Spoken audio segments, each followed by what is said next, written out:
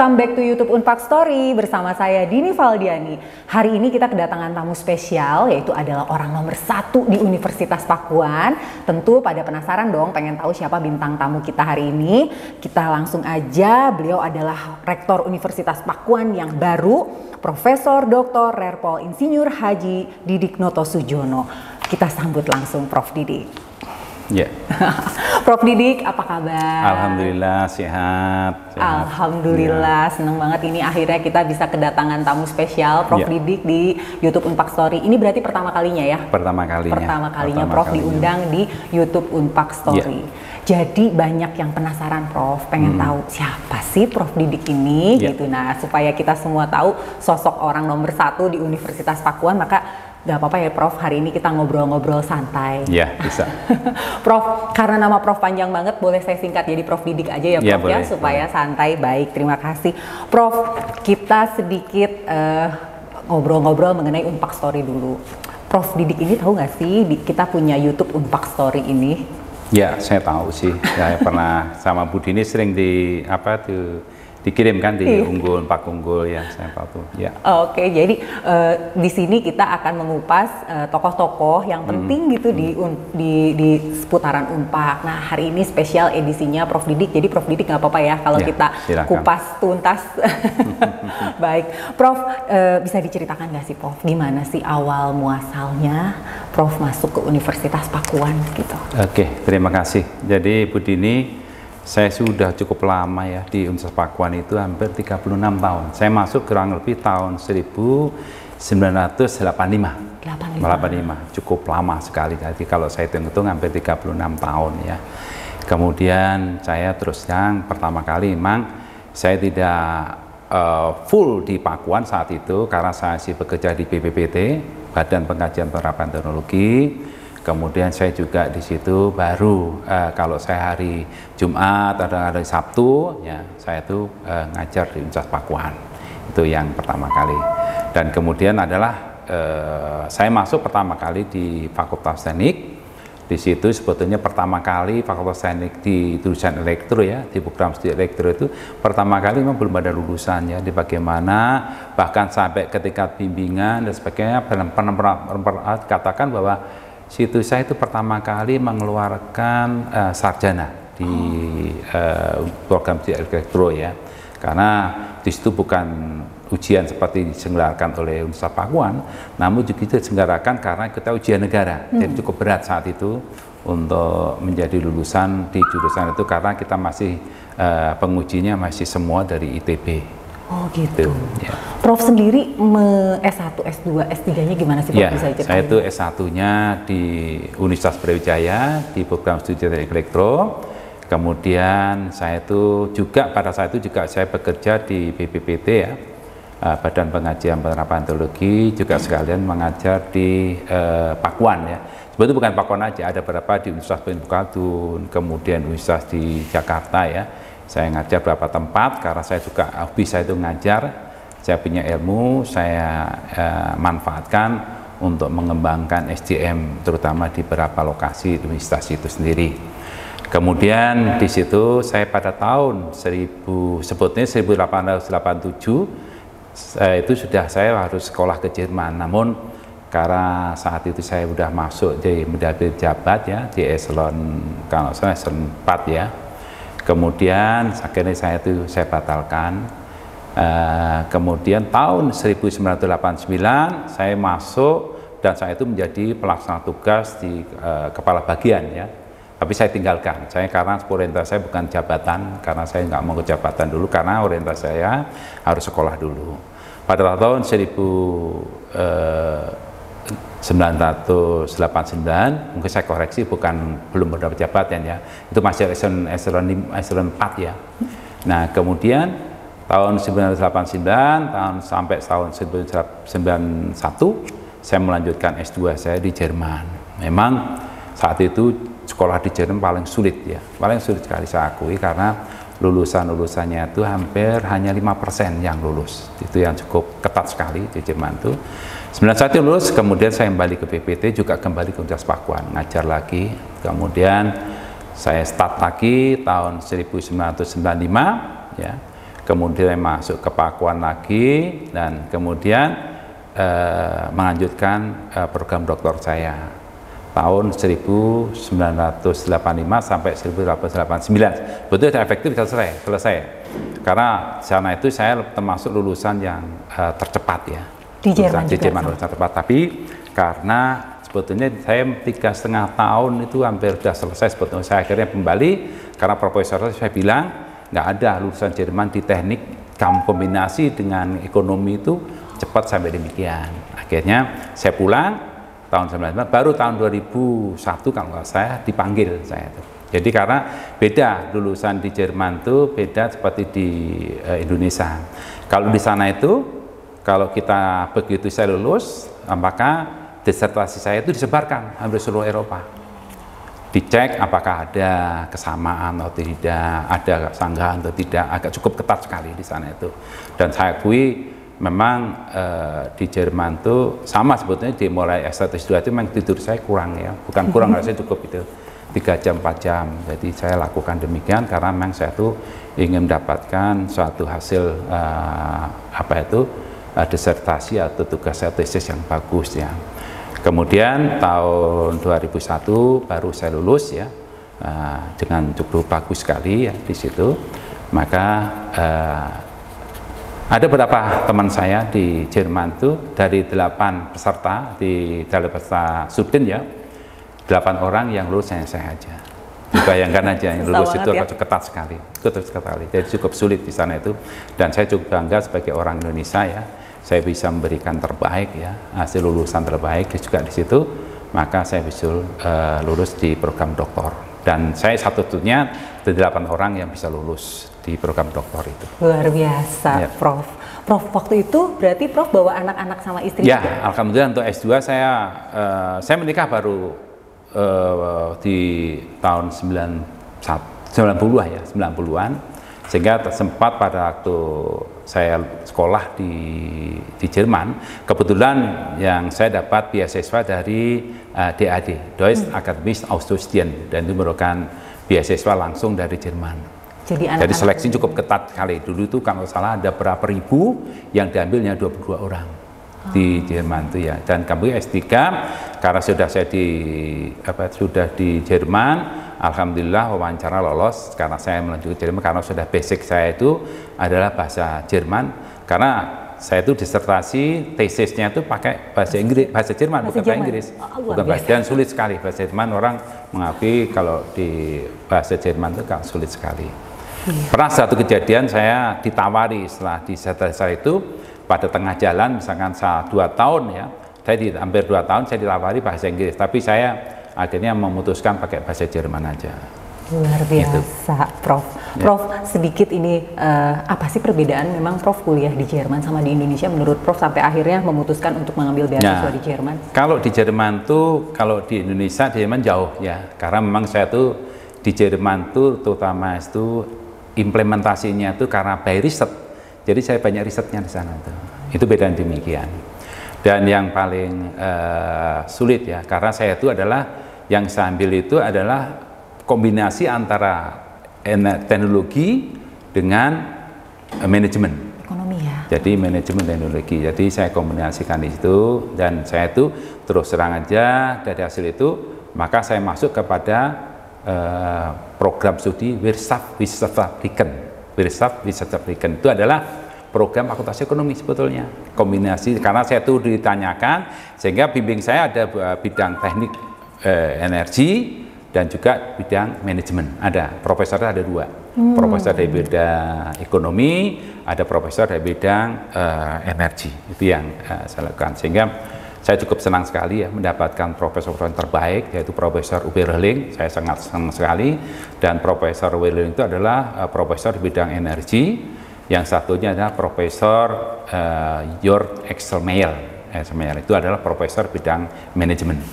Itu sangat bagus sekali. Saya itu sangat terima kasih sama beliau-beliau itu. Bahkan saking cintanya ya beliau itu sama saya, dan saya hubungan sangat erat sekali.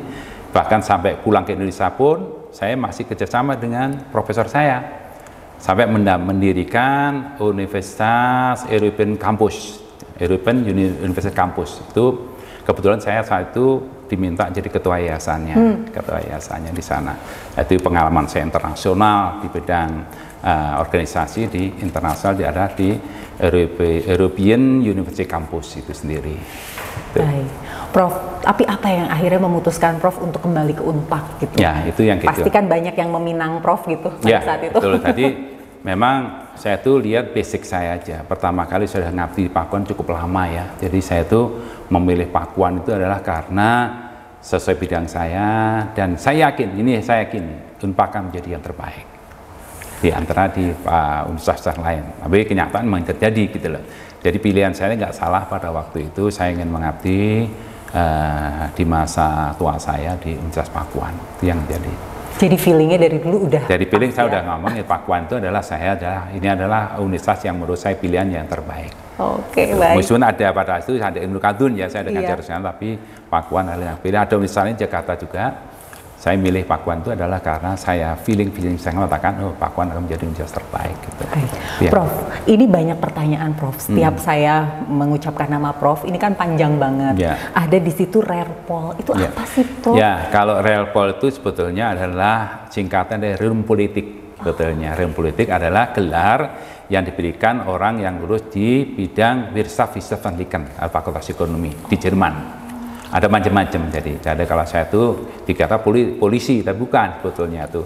Realm Politik itu adalah memang gelar yang Wirtschaftswissenschaften di bidang ekonomi dan energi yang saya kayak gitu-gitu. Ekonomi dan energi, jadi bukan polisi ya justru. Bukan polisi. Jadi yang banyak orientasi ke ekonomi, karena memang kalau lihat dari literatur yang saya baca itu banyak kepada manajemennya ya, manajemen. Jadi bidang-bidang perancaman yang saya pelajari di sana itu. Bahkan saya ikut kegiatan kuliah-kuliah di bidang ekonomi banyak sekali. Jadi kepakaran Prof ini sekarang dua ya, energi dan energi terbarukan dan ekonomi, bidang ekonomi. Dan ekonomi, luar biasa Prof. Prof, sedikit kita flashback ke perjalanan karir Prof di Universitas Pakuan. Saya diceritakan nggak Prof memulai karir di Unpad itu sebagai apa sampai akhirnya sekarang jadi rektor? Alhamdulillah, kalau saya itu di Universitas Pakuan itu saya pernah menjabat di Direktur JIS, ya, European Information, kalau saya tahun berapa ya, 2006 atau 2005 ya, atau 2004, saya tuh dipercaya jadi, pada itu bantuan dari Belanda. Saya jadi direkturnya, kemudian saat yang sama saya jadi dekan Fakultas Teknik, dari tahun dari periodenya setelah 2004 sampai 2007 lah, kalau salah itu, atau periodisasi itu. Kemudian memang saya putuskan, saya tidak melanjutkan jadi periode berikutnya. Saya pikir cukup, satu periode cukup, karena sudah pengalaman dari situ di bidang dari dekan di Fakultas Teknik. Baru kemudian tahun 2022 ini saya ingin masuk ke Pakuan karena saya pikir bahwa saya akan bisa bekerja lebih baik, bisa memberikan kontribusi ilmu saya di Pakuan lebih baik lagi, gitu. Jadi itu yang memutuskan akhirnya Prof mengajukan diri jadi rektor gitu ya. Ya. Keluarga gimana Prof? Apanya? Respon keluarga, istri, anak-anak gitu pas tahu Prof mau jadi rektor pasti. Ya, sebetulnya responnya ya pasti baik ya, seneng ya. Karena sebelum karier saya melanjutkan rektor itu saya menjadi wakil rektor bidang riset inovasi kemitraan. Setelah itu oleh Prof Pipin dipindahkan dari wakil rektor bidang akademik dan kemahasiswaan. Jadi pengalaman menurut saya cukup bagus ya. Karena kita harus mengetahui risetnya, karena orientasi riset ke depan adalah ke arah sana, kemudian juga orientasi ke pendidikan, karena dengan ada MPKM itu akan menjadi hal yang menarik, seperti program dari Mas Menterinya sendiri itu. Tapi pernah nggak sih Prof terbayangkan suatu hari Prof akan menjadi orang nomor 1 di Universitas Pakuan gitu? Sebetulnya cita-cita gitu memang. Kayak nggak terbayangkan sebetulnya, nggak terbayang, karena saya pada pengalaman karier saya di pemerintah juga cukup bagus sekali ya. Saya menjadi pimpinan proyek sampai 8 tahun, kemudian di lembaga Ikman ya, kemudian saya menjadi kepala program, bidang program ya, sebelum menjadi kepala biro perencanaan. Jadi cukup lumayan juga, karena saya itu mengkoordinasi misalkan dengan LIPI, dengan Batan, dengan BPPT, dengan Lapan dan sebagainya. Ada 7 LNK yang saya koordinasi, mengkoordinasi melalui Kementerian Riset dan Teknologi. Kemudian saya setelah itu, setelah tidak menjabat menjadi Kepala Biro Pencanaan, saya juga menjabat sebagai Direktur HKI, Hak Kekayaan Intelektual. Baru kemudian setelah saya misalnya tidak lama lagi, saya putus setelah menjadi selesai. Kalau umur ya, mungkin saya putuskan ke Universitas Pakuan, itu aja yang menjadi masalah. Oke, baik Prof, kita sekarang ngobrol mengenai Unpak. Ya. Prof sendiri melihat Unpak seperti apa sih sekarang dan dulu, mungkin boleh dibandingkan? Ya, kalau saya lihat dari Unpak dulu, kita mulai tahun-tahun 80 sampai Unpo, ya perkembangan saya itu ingat sekali ya. Ini kalau saya kuliah itu ya, itu masih ada di sini yang kayak pegunungan kecil-kecil gitu. Jadi kayak bedeng, maaf juga ya pada saat itu ya. Kita dan habis bedeng, dan saya kuliah kadang-kadang ya seadanya ya, kita harus pakai papan tulis dan prihatin lah pada saat itu ya. Tapi dengan perkembangan saya yakin, karena saya yakin Pakuan akan menjadi besar, itu saya yakin dari awal. Nah itu karena kenapa pilihan saya ke Pakuan. Kemudian setelah perkembangan berikutnya, alhamdulillah dengan di bawah kepemimpinan Prof. Pipin ya, infrastruktur mulai dibangun, terutama di fisikal, di bangunan-bangunan itu. Dan insya Allah saya dengan ada itu, saya cukup untuk melanjutkan aja nanti ke depan itu yang saya kembangkan pada program-program yang saya sudah pilih. Kira-kira apa Prof program dalam 5 tahun ke depan ini yang akan Prof titik beratkan lah gitu? Ya, tentunya saya itu pada waktu menjalankan rektor itu, saya analisis ya, tetap kita itu, saya seorang ahli ekonomi ya, kemudian saya analisa menggunakan suatu analisa SWOT ya, saya combine dengan analisa balance scorecard ya. Tentunya kenapa saya balance scorecard, karena KPI jelas di situ. Maka saya pelajari secara detail bagaimana dengan SDM-nya ya, bagaimana dengan kesejahteraannya, bagaimana dengan misalkan reputasi Pakuan sama ini dan sebagainya. Kemudian bagaimana misalkan kondisi dosen-dosennya, berapa jumlah lektor kepalanya, jumlah asisten ahlinya, berapa dosen pengajarnya, itu saya analisisnya.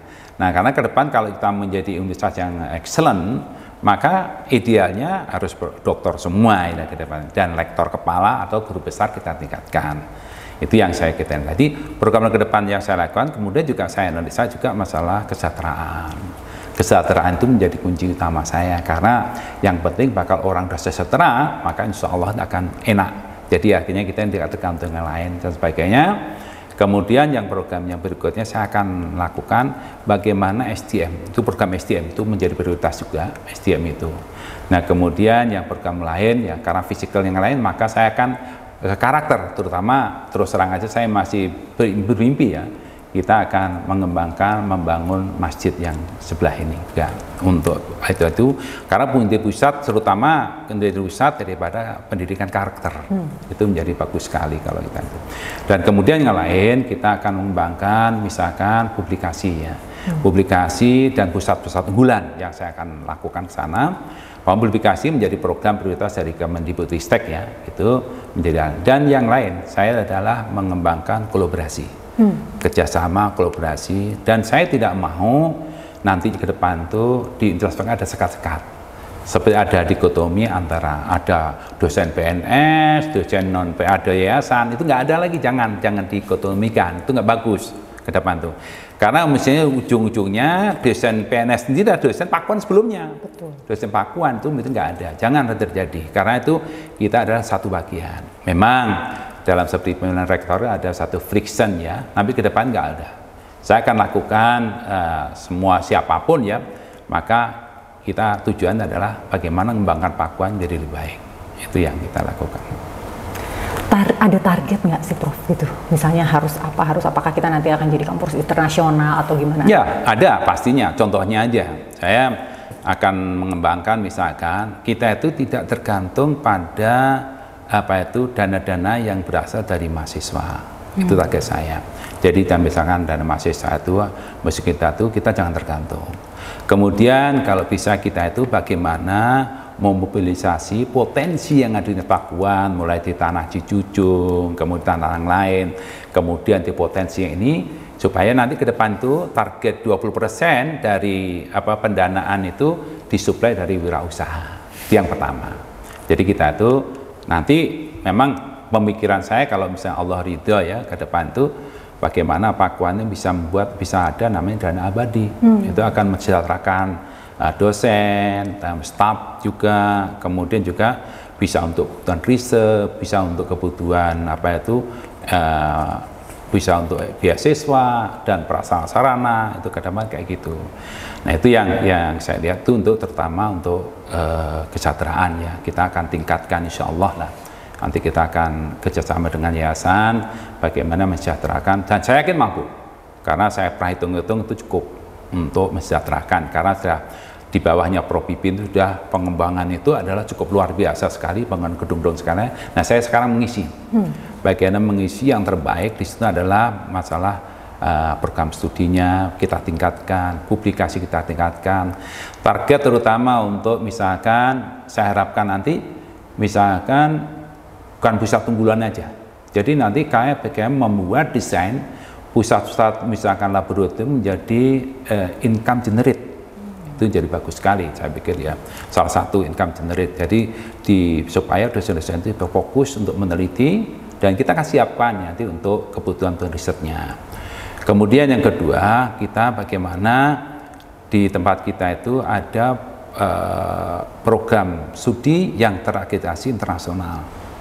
Yang kita targetkan, saya itu punya target 6 periode saya, 6 program studi yang kemudian saya banyak mengembangkan pusat unggulan yang targetnya bisa 10 target pusat unggulan yang saya kerjakan nanti, supaya sungguh apa? Pusat unggulan yang berorientasi pada komersialisasi.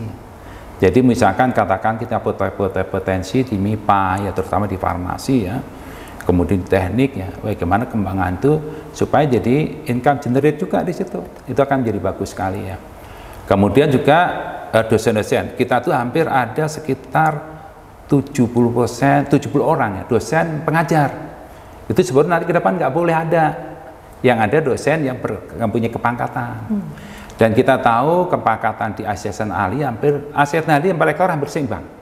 Itu hampir 135, hampir 70%. Kita harus tingkatkan menjadi program harus ke doktor. Nah, itu adalah BSS itu harus kita menjadi SDM, harus kita katakan supaya kita bukan tergantung dari dana Pakuan aja, Universitas Yayasan Pakuan, tapi kita paling bisa didorong dari dana-dana yang tersebar di luar banyak, yang penting seperti saya dari DAD, kan ada itu dari Belanda, dari banyak institusi yang membiayai itu. Kalau kita dorong itu, dan targetnya terutama kalau bisa dosen-dosen ini di dosen kita itu minimal bisa bicara bahasa Inggris, itu yang penting sekali. Jadi penting bahasa Inggris itu komunikasi apa?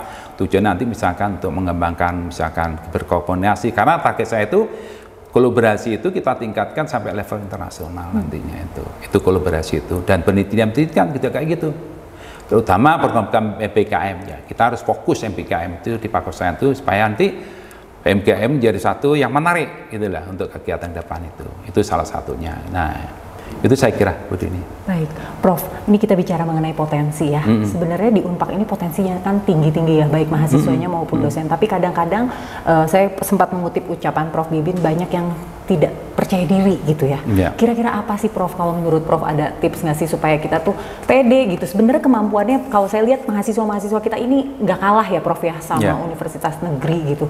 Kira-kira apa ya Prof yang harus ditingkatkan gitu menurut Prof? Ya tadi kalau kita misalkan SDM kita tingkatkan ya, dengan SDM kita tingkatkan, kemudian banyak doktor di sini, banyak profesor, maka kita nggak yakin. Karena itu yang penting kalau kita, karena kunci dari wisata adalah SDM berkualitas. Kalau SDM berkualitas, maka nanti hasilnya pasti berkualitas. Itu ide di situ. Kalau kita yakin, nah tonton juga kalau kita publikasi ya, kita tingkatkan. Publikasi kita itu masih ke depan itu kalau bisa untuk publikasi kita itu Sinta misalkan. Kemudian yang sekarang menjadi 4 atau menjadi 5, menjadi 3, menjadi 2 atau 1. Kita target saya itu bisa 18 publikasi yang terindikasi ke Sinta, itu ada target itu. Kalau orang udah tahu Sinta, mungkin juga yang terindeks Scopus itu harus kita tingkatkan. Jangan sampai di jago kandang aja, di nasional aja. Tapi di luar kayak gitu. Nah, seperti program-program disertasi doktor itu sudah kita mulai mengarah ke terindeks ke Scopus, bukan internasional. Berapa tahun lagi ya yang lalu kita internasional, sekarang banyak publikasi kita sudah terindeks Scopus itu. Baik Q1 udah banyak. Saya ada Q1 udah 4, Q1 udah 4. Jadi mendorong yang lain untuk saya baca berkontribusi ya untuk kegiatan-kegiatan riset ya. Kita tingkatkan risetnya, publikasi kita, tapi jangan publikasi di internal aja. Tapi publikasi kalau bisa kerjasama dengan satu ke nasional level antar perguruan tinggi, juga kolaborasi dengan internasional. Kan demikian. Jadi melakukan suatu kegiatan riset di tempat-tempat kita harus tingkatkan publikasinya. Itu Bu Dini. Baik, Prof. Ya. Prof, sedikit ini tadi kita bahas mengenai Unpak. Sekarang kita ngobrol agak ringan sedikit gitu. Prof sendiri sehari-hari kegiatannya apa sih Prof selain mengajar gitu? Maksudnya Prof itu sukanya apa gitu kan? Banyak yang nggak tahu, mungkin Prof punya hobi-hobi tertentu gitu di rumah atau gimana? Kalau saya itu terus terang aja kegiatan itu pasti ya menulis ya. Itu kegiatan karena kita ada dengan program kita itu menulis, karena sebagai dosen ya kita harus banyak baca, itu yang penting ya. Cari ilmu pengetahuan, kita menghadiri beberapa seminar ya, kemudian yang pasti ada satu yang saya harus seimbangkan antara spiritual saya dengan yang spiritual saya dengan kegiatan juga yang dengan ilmu. Itu harus seimbang bagi saya. Itu yang penting. Kalau misalkan kenapa spiritual penting? Karena saya harus menyiapkan, karena saya ada juga umur ya. Jadi umur sekarang udah 62 ya, saya harus menyiapkan untuk akhirat saya yang kita lihat ya. Sehingga hal-hal yang sifatnya spiritual menjadi prioritas sebaiknya yang untuk mengembangkan juga fiti-fiti itu yang kita lihat, keseimbangan itu ya. Oke, jadi di kantor Prof lebih banyak saya perhatikan banyak juga ya, maksudnya Prof menghabiskan waktu untuk kantor tapi tidak melupakan kegiatan spiritual. Ya, gitu. Itu ya. Oke, baik, luar biasa Prof. Prof, apa sih yang Prof sukai dari Universitas Pakuan? Ada nggak hal-hal yang Prof kayaknya ini mau dijadikan favorit gitu nanti di kemudian hari gitu? Apa mau ditingkatkan gitu kalau kita lihat Universitas Pakuan saat ini gitu? Ya, sebetulnya kalau kita tingkatkan ya semua fakultas kita dorong atau kita tingkatkan. Itu fasilitas ya? Fasilitasnya kita mau jadi laboratorium harus tersertifikasi misalkan ya. Kemudian yang menjadi tantangan berat. Jadi di tempat kita itu memang kalau kita saya petakan itu fakultas yang favorit ini ada ya di MIPA, ya kemudian komunikasi, ya, kemudian juga di program doktor ya. Ada fakultas yang lain yang menurut saya itu perlu ditingkatkan. Terutama saya melihat contohnya Kak ya, kita juga harus tingkatkan bagaimana terutama kualitas dari publikasi kita itu menjadi yang publikasi yang terindeks ya, itu menjadi lemah. Terus yang saya lihat. Saya kemarin ada pengalaman berapa evaluasi saya menjadi review. Kebetulan saya di review cukup banyak juga di review internasional ya, terutama saya menjadi review di Thomson Bernheisen itu juga bagus ya. Kemudian review internasional di publikasi internasional di Manchester misalkan di India, dan review di Malaysia itu cukup itu saya lihat pengalaman itu sebenarnya mau ditularkan ke tempatnya teman-teman dosen ini supaya menjadi dosen yang berkualitas ya, kita tingkatkan. Itu yang menjadi target saya sebetulnya, SDM-nya itu. SDM-nya juga nyambung juga yang ini juga kesetaraan. Nah, saya lihat kemudian akreditasi internasional yang tadi sebutkan itu yang menjadi prioritas. Itu menarik untuk kita kabar. Dan saya nggak bisa kerja satu dengan saya sendiri. Tentunya saya lebih milih ke teamwork-nya itu. Karena dengan teamwork akan semua itu akan menjadi baik. Baik, Prof, ini sedikit untuk para calon mahasiswa baru gitu ya Prof. Kita kan target kita juga ada di calon mahasiswa baru yang pengen masuk Unpak. Ada yang ingin Prof sampaikan nggak kepada anak-anak, adik-adik SMA yang mungkin masih penasaran nih Unpak nih kayak apa ya? Gitu. Ya, seharusnya kita itu kalau saya lebih cenderung kita jemput bola ya, jemput bola ke SMA-SMA yang berkualitas ya. Kemudian kita dorong supaya masuk Pakuan. Karena Pakuan itu bukan universitas yang rendah ya, artinya apa, tapi Pakuan itu adalah universitas yang sudah sejajar dengan perguruan tinggi negeri, dan kita harus yakin, kita harus pede. Nah, tadi yang saya katakan kurang pede, harus pede bahwa universitas kita itu universitas yang terbaik gitu loh, terutama di Bogor ya, terutama dari segi ranking dan sebagainya menjadi survival. Itu. Baik. Oke, pertanyaan terakhir nih Prof. Apa sih harapan Prof ke depannya untuk Unpad itu, sekaligus ini adalah menutup pembicaraan kita pada hari ini. Kalau bisa kayak harapan lagi ya, kita untuk menjadikan Unpad yang mempunyai tata kelola yang bagus. Itu yang saya katakan ya. Universitas yang clean, yang bersih ya, yang good government, itu target saya. Kemudian juga harus kita perkuat silaturahmi. Kita bersilaturahmi penting sekali. Istilahnya kalau di dunia internasional teamwork. Kita bangun di situ. Dan kita jangan sampai ada sekat. Ada dikotomi antara misalkan tadi antara PNS dengan kita satu, Universitas Pakuan. Kita harus gambar, kita satukan. Dan jangan sampai ada misalkan ada pemisah antara fakultas atau program studi. Kita satu. Kita sama-sama, kita tingkatkan kolaborasi, kita tingkatkan jadi adik sama-sama lah menjadikan Pakuan yang terkategori internasional, menjadi pusat unggulan dan sebagainya. Itu menjadi satu target yang akan kita lihat. Insya Allah kalau misalkan dalam 5 tahun itu bisa terrealisasi, itu menjadi harapan saya. Tapi saya tetap optimis bahwa Pakuan bisa menjadi lebih baik. Amin, amin ya robbal alamin. Baik Prof, tidak terasa waktu juga sudah hampir habis ini Prof. Nanti mungkin kita akan ngobrol-ngobrol lagi di sesi berikutnya ketika ini nanti ada tema lain mungkin ya Prof yang akan kita ini. Oke, baik, tidak terasa sudah sampai di penghujung acara. Terima kasih banyak untuk Profesor Didik Notosujono yang sudah meluangkan waktu ya di sela-sela kesibukan beliau untuk hadir di YouTube Unpad Story. Jangan lupa like, komen, dan subscribe channel YouTube Unpad Story. Kita ketemu lagi di episode selanjutnya. Assalamualaikum warahmatullahi wabarakatuh. Waalaikumsalam warahmatullahi wabarakatuh.